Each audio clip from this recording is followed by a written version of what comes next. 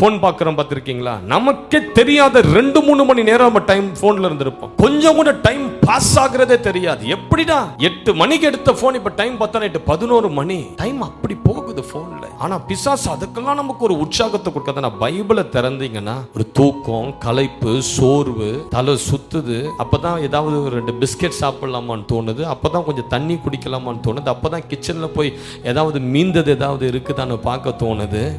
இந்த பைபிள் வாசிக்க என்ன டிஸ்ட்ராக்ஷன், எவ்வளவு டிஸ்டர்பன்ஸ். பிசாசுக்கு தெரியும் இதை இவன் தொட்டுட்டானா நமக்கு வேதனை பெருகிடும். பிசாசு ரொம்ப தந்திரசாலி. அதனாலதான் உன்னை பைபிளை விட்டு தூர வச்சிருக்குது பிசாசு. நீ பைபிளோடு இணைய ஆரம்பிச்சிட்டினா, போனுக்கு கொடுக்கிற நேரத்தை நீ வேதாகமத்துக்கு கொடுக்கிற நபரா மாறிட்டினா, நீ விடுதலை ஊழியனா மாறிடுவ. நீ பிசாசுகளை துரத்த ஆரம்பிச்சிடுவ. ஆண்டவர் உன்னை ஆசீர்வதிக்க ஆரம்பிச்சிடுவார்.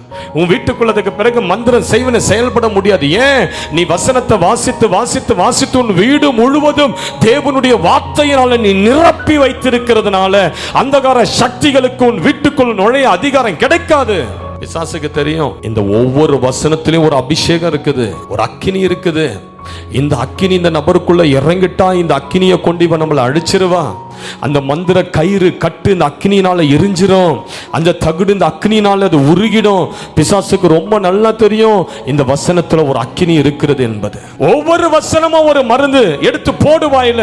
எவ்வளவு மருந்துகளை நீ சாப்பிட்டுக்கிட்டே இருக்கிறாயோ அந்த அளவு உன்னுடைய எலும்பு, நரம்பு, இருதயம், நுரையீரல், உன்னுடைய ஆவி, ஆத்துமா எல்லாம் சுகமாயிடும். அதனாலதான் பிசாசு பார்க்கறான், உன்னை வசனத்தை தொட விட மாட்டான். ஏன்? பைபிள் சொல்லுது, அவர் தமது வசனத்தை அனுப்பி உன்னை குணமாக்கி உன் பிராணனை அழிவுக்கு விலக்கி மீட்பார். என் ஆத்துமா மண்ணோடு ஒட்டி கொண்டு இருக்கிறது வசனத்தின்படி என்னை உயிர்ப்பியும் அப்படின்னு சங்கீதக்காரன் 119 சொல்றான். இந்த வசனம் உன்னை உயிர்ப்பிச்சிரும். வசனத்துல ஒரு வல்லமை இருக்குது, வசனத்துல ஒரு அபிஷேகம் இருக்குது, வசனத்துல பிசாசின் கிரியைகளை அழிக்கிற சக்தி இருக்குது. அதனாலதான் பிசாசு பார்க்குது, இந்த வசனம் உனக்குள்ள போயிட்டா நம்மளை துரத்துவான், வேதனைப்படுத்துவான், நம்ம கிரியைகளை அழிச்சிருவான். கர்த்தர் இவனோடு கூட திரும்ப உறவு கொள்ள ஆரம்பிப்பார். இவன் திரும்ப தேவ பிரசன்னத்துக்குள்ள போயிடுவான்.